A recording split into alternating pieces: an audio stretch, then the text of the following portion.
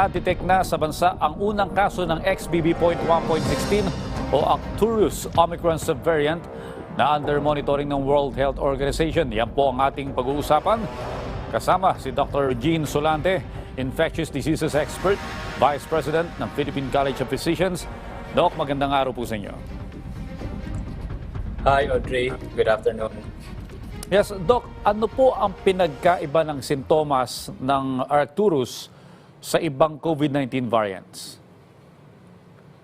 Well, sa mga data na nakikita natin ngayon, walang masyadong pagkaiba, no? Ang kadalasang sintomas pa rin dito points to the upper respiratory tract. So, yung sore throat, no? Running nose, and then merong iba nag-manifest ng headache. At meron din pangilan-ilan nakikitaan doon sa ibang bansa na they also manifest with sore eyes. No? So, these are all manifestations na nakikita din natin with BA.2, BA.5, BA.4. No? So, in short, it's difficult to make a conclusion na itong Arcturus na to has a different symptoms compared to the other variants of interest or concern na nakikita na natin or na-experience na natin. Okay, Doc, medyo kakaiba to, no? Conjunctivitis o sore eyes o pamamaga ng mata, pangangati ng mata, yung isa sa mga sintomas. Paano po natin madidetect? Lalo ngayon, tag-init ang panahon at kadalasan ito po yung season ng sore eyes. Paano po natin malalaman kung ito'y COVID-19 na ganyang uri ng variant na yan o ito'y pangkaraniwang sore eyes lamang po? Well, ang nakikita natin dito sa mga data is that yung mga nagka-sore eyes, meron ding sore throat, no? Meron konting lagnat at yung ubo. And itong mga sintomas na to, hindi mo nakikita lang doon sa pure na mga mayroong conjunctivitis, no? So, this is a constellation of symptoms na may mga kasamang sintomas at hindi lang yung sore eyes.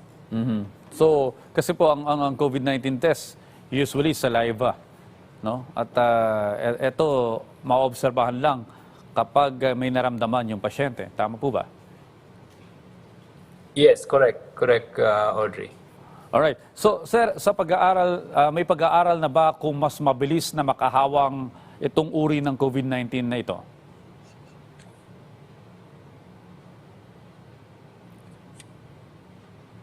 Yes, sir. Hello. Yeah.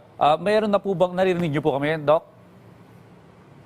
Yeah, I can hear you now, Audrey. Okay. Sir, kasi sa India, mayroong ganitong uri ng variant at napakarami ng naitatala sa kanilang mga nahawaan o nagpo-positibo ng COVID-19. Sa pag-aaral niyo po ba, mas mabilis itong makahawa, itong uri ng COVID-19 na ito? Yes, based on the WHO classification, itong XBB.1.16 has a growth advantage. So, ibig sabihin, mas mabilis siyang dumapo sa katawan natin because of the mutations doon sa spike protein. So, ibig sabihin, mas mataas ang hawaan, no? At pangalawa, in populations na maski nakatanggap na ng bakuna, it can still bind to our tissue. So, ibig sabihin, pwede pa rin tayong madapuan ng infection. And that's the reason why that in some countries na meron itong XBB.1.16, nakita doon na tumataas bahagya yung mga kaso, no? But ang importante lang dito, I think in those countries na marami ng nakasong nakikita, there were no signals na this virus or this variant of interest ay pwedeng mag-cause ng severe COVID. So most of the cases are only mild. Okay, katanungan po, sir, mula kay Bernadette Reyes ng GMA News. Ano daw po ang tinatawag na pink eye symptom sa COVID? Ano po ang dapat gawin kapag nakitaan ng ganitong sintomas? So since kasama yan sa symptoms ng COVID-19, no, itong Arcturus or XBB.1.16, it's important na pag mayroong mga ganong sintomas, they'll just have to isolate themselves, no? Nandun lang sa bahay. They have to wash their hands, and every time they will touch their face or yung sa eyes nila, they should not be touching other people, no? Kasi that's another means of transmitting it to another individual. And importante pa rin, yung may mga ganitong sintomas, maski sore eyes ka lang and you don't know if it's COVID, di mas maigi pa rin na mag-mask rin. Okay, Doc, bagamat unang na-detect itong variant na ito sa Visayas dito sa Pilipinas, masasabi po ba natin na posibleng may kinalaman ito sa mga naitatalang bahagyang pagtaas ng positivity rate dito sa Metro Manila? Yes, that's always the trend, Audrey. No, our experience with BA.2 in 2022 or 2023, yung BA.4 and BA.5 na bigla na lang tumataas ang mga kaso and nakitaan na lang natin na pumapasok na pala itong mga variants of concern or mga sublineages ng Omicron. So I would highly expect that this increase, itong mga bahagyang pagtaas ng mga kaso are driven by the XBB sublineage of the Omicron, whether it's the XBB.1.5 or the XBB.1.16 or the other one is the XBB.1.9.1. These are all variants of interest na there's always a possibility na they can cause increase in the cases among our population. Okay, Doc, tanong naman po mula kay Red Mendoza ng Manila Times. Sinabi ng DOH na hindi pa rin dapat mag-alala ang taong bayan kahit na tumataas yung positivity rate ng COVID-19. Dahil yung mga ospital daw ay nakakaagapay pa naman. Ano po ang inyong assessment dito, Doc? Safe pa rin po ba ang sitwasyon ng COVID-19 sa ating bansa? Yes, I can totally say no, na we're still in a stable condition even with this increase in the cases. And this is driven by the fact that hindi pa napupuno at wala tayong signals na mapupuno ang mga hospital.